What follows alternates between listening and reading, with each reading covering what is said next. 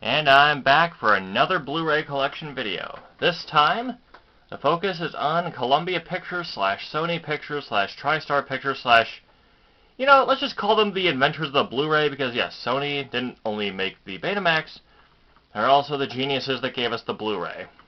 So yeah, kicking this off, Dark Crystal, one of Jim Henson's greatest works of all time, even though it flopped really hard financially and critically, but hey, you know what? It's not bad. It's a very good cult classic movie. Okay. Haha. And there is the disc. Honestly, it's one of the weirder films to come out in the 80s, but the 80s had a lot of weird movies, and yeah. It's pretty good. And here we got Ghostbusters. This is a classic. Oh, baby. 40 years later, it is still a god-tier classic. Oh, yeah, and it came out the same day as Gremlins. Yeah, I know. Mind blown. Yeah. Yeah. Iconic moments. So many amazing, amazing things came out of this. A cartoon happened. Like, Ghostbusters were literally one of the best things to come out of the 1980s. And the Pinball Machine from 2016. No, it's not based on the it's not based on the Answer the Call movie. No, it's based on the original film, and there's the disc. Looks pretty cool. But yeah,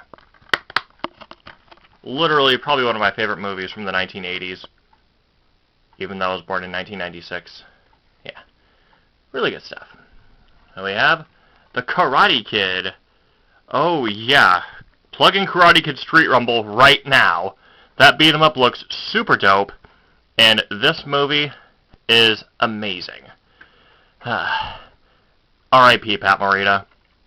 And, yeah, also features Elizabeth Shue from Adventures in Babysitting, and Ralph Macchio, which is probably the only thing Ralph is really known for these days, because The Karate Kid is such a big and iconic movie. And there is the disc.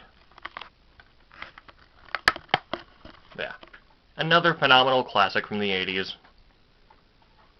And we're staying in Wow, I have 3 movies from 1984 back to back. Muppets Take Manhattan. Yeah.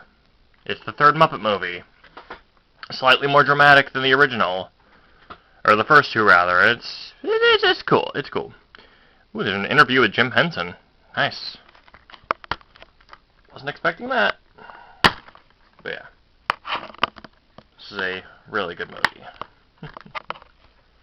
And there's the DVD, and the Blu-ray. It just features like the Manhattan cityscape. Pretty cool. Yeah. Definitely a fun movie to watch. And Labyrinth. Boy, 2 Jim Henson movies back to back. Who knew? Not quite as good as Dark Crystal, but still pretty fun with all of its story elements. And hey, you get David Bowie. Like, what's not to like? Yeah, really trying to say stuff here, but sometimes the movies just speak for themselves here. And there's the disc. But yeah, Labyrinth is a pretty cool surreal fantasy movie. I wouldn't call it surreal, but it does have a lot of weird imagery, but it's Jim Henson. What do you expect? Groundhog Day. Yes, this is the 15th anniversary edition that is still shockingly enough in print after all this time, which is kind of funny. But yeah, pretty good movie. Even if it is repetitive, but repetition is the best spice of life here, and variety. And there is the disc. Boy, if I had a nickel every time I had a Bill Murray movie in my Blu-ray collection, at least for Sony standards, I'd have 2 nickels. Okay, I'm gonna stop now.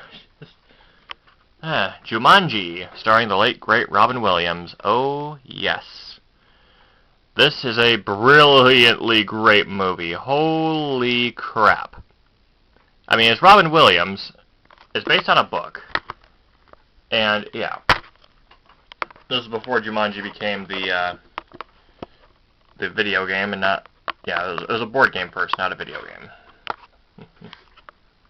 And there is the disc, and I think the DVD is actually... Yeah, probably behind the code paper. You know the running gag. Well, I wouldn't call it a running gag, but you know what I always say. Alright, Muppets from Space. This is actually one of my favorite Muppet movies of all time. I know. Wait, is that really a hot take? I don't think that's really a hot take, but Gonzo is one of my favorite Muppets, and yeah, this movie is absolutely great. Also, I'm just realizing this is the same as the DVD cover, and that's kind of hilarious. It's also even the same in turn as the VHS cover, so Muppets from Space has kept the same exact home video cover since its release, or since its initial home video release in like 1999, 2000. Heck, it was even on a coloring book I used to own as a kid. Anyways, there's a Blu-ray. The DVD is right behind there, but I wouldn't be surprised if the Blu-ray disc just had stars as well. Or, you know, the same image on the cover there. Okay, moving right along, we've got Spider-Man 2002. We're entering Sam Raimi territory now. Yeah, I mean, the Sam Raimi Spider-Man films are pretty good. Probably because I grew up with them, and also probably because, you know, it's Spider-Man. He's one of my favorite heroes of all time in terms of Marvel. And there's the disc. Yeah. Pretty fun movie. Spider-Man 2, on the other hand, this is actually even better than the original. Yeah.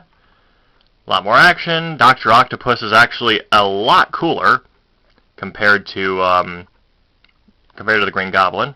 I mean, no disrespect to Gigi. He is basically, like, I don't want to say he's the OG Spider-Man villain, but he's pretty close. And there is the disc.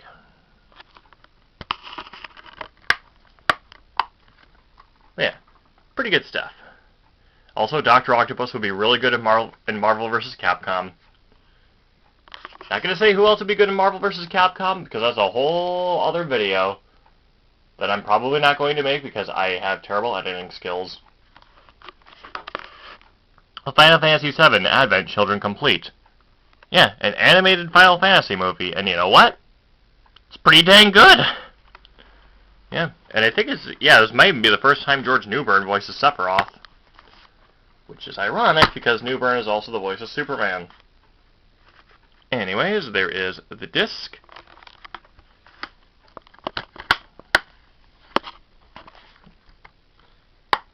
There we go. Yeah, this is a cool movie. Not much really to say, because I'm not really that big of a Final Fantasy guy. Or really a Final Fantasy guy at all. I just like Cloud and Sephiroth. And here we have Spider-Man 3. Yes. The third and final Sam Raimi directed Spider-Man movie. And it's the worst one of the bunch, but that's really saying a lot because it's still really, really fun. And there's the disc, and I guess disc 2 is behind this ad for Blu-ray, because yeah, this is a very, very, very early Blu-ray release. Yeah, still, pretty cool. And we got Surf's Up. Yeah, a sports documentary, or an animated film that plays out like a sports documentary about surfing. It's pretty cool. Honestly. I mean, it's one of Sony Animation's better movies. And there is the disc. Yeah, really wish I knew more of the cast aside from Shia LaBeouf and Diedrich Bader, but hey. All the cast did a really good job with Surf's Up. I even remember the McDonald's toys because, you know, of course. Oh, I was a frequenter of McDonald's back in the day. Anyways, moving right along. The House Bunny. Yeah. Going from something that's very family-friendly to something that's maybe not so family-friendly. Yeah. Produced by Happy Madison Productions. And this is definitely a movie that exists, and it's really funny. And there's the disc. I mean, I'm a fan of, like, you know, like, most of the time I have family-friendly movies, but sometimes you just gotta have some fun and just get a movie that you know is out of your vibe, but it's just so dang funny and dumb, you can't help but love it. Anyways, Grown Ups, starring Adam Sandler, Kevin James, Chris Rock, David Spade, and Rob Schneider. Oh boy, this movie is a laugh riot. It's cringeworthy, but there's still a lot of fun to be had. And there's the disc.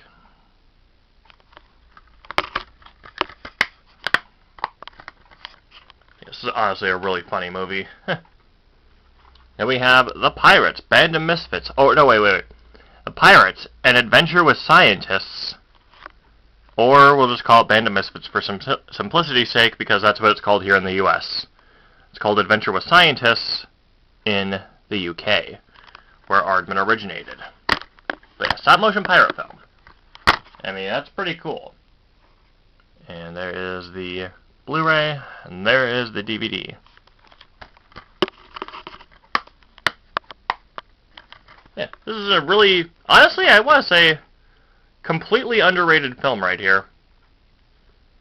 It was also the first time Sony and Aardman actually ended up collaborating, following the latter's falling out with DreamWorks with the disaster of Flushed Away.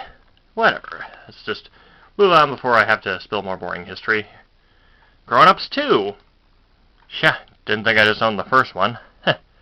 Nope, I've got the second as well, and it's just as unhinged as the original. And there's the DVD, and there's the Blu-ray. Pretty cool stuff. I ain't gonna lie. And we have Pixels. Yeah, I'm gonna say it. This movie is way overhated. I absolutely adore it. I saw this in theaters back in 2015. And yeah, pretty good movie.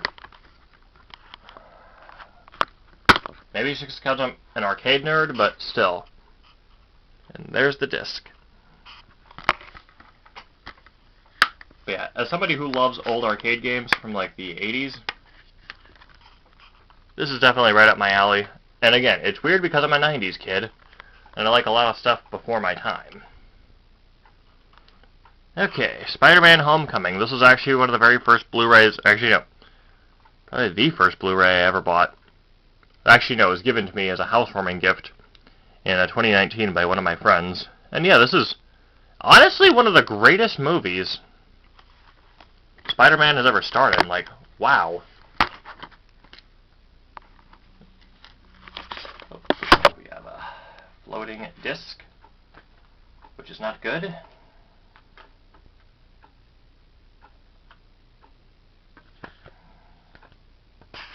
Okay, there we go. There's a Blu-ray. There's the DVD. Yeah, I think the one of the little hubcap thingies is missing. It, keeps the disc in place, but as long as it doesn't get, as long as the Blu-ray is safe, we're good. The Emoji Movie. Again, it's so bad it's good. People have ripped this movie a new one so many times over, and it's getting annoying. And I ain't talking about the orange. Ugh. It's not a bad movie. Far from it. It's honestly. Okay, you gotta.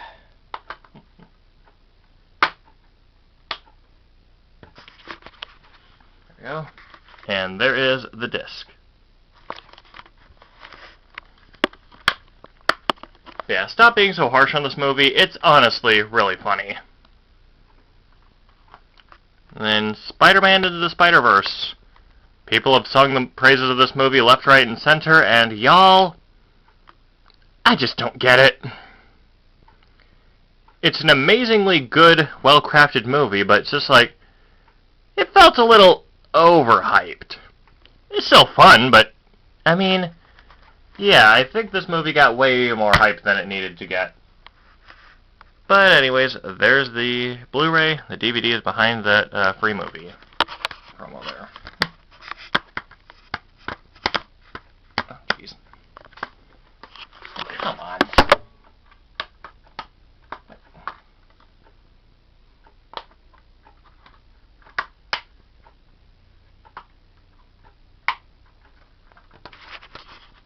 There we go. Had to do that really quick. Spider-Man Far From Home. Not as good as Spider-Man Homecoming, but still pretty entertaining, nonetheless. Oh yeah. I mean, Tom Holland has proven himself to be a good Spidey, so yeah. And there's the Blu-ray. And the DVD is actually behind this. Oh, yeah, the code paper. Luckily, the code's expired, so yeah. The Mitchells vs. the Machines. Oh my god, this movie is honestly so good. And I am really glad Netflix actually allowed it to be released on physical media, so I didn't have to subscribe just to watch it. It is a phenomenally good movie. Oh my god. So good. Just, I mean, the actors do a good, the voice actors are great. Everything is just pure, unadulterated delight. And there is the disc. Honestly, this is one of my favorite movies of the entire 2020 decade so far. And Lyle Crocodile. This is a pretty fun movie. It's based on a book from the late 80s, I believe, and it features, is this Shawn? Yeah, Shawn Mendes as Lyle Crocodile himself. Yeah, it's like Paddington, but, with a crocodile. It's pretty fun. And there is the disc. Yeah. Totally recommend checking that movie out, if you haven't already. It's pretty fun. Now we have Madam Web. Oh god, Madam Web. Look, as much as I love Spider-Man, this movie is just bad. I can't understand why people were ripping it apart back in the day, but, it has at least some good parts, but I'm too lazy to remember what those good parts really are. But there's the disc.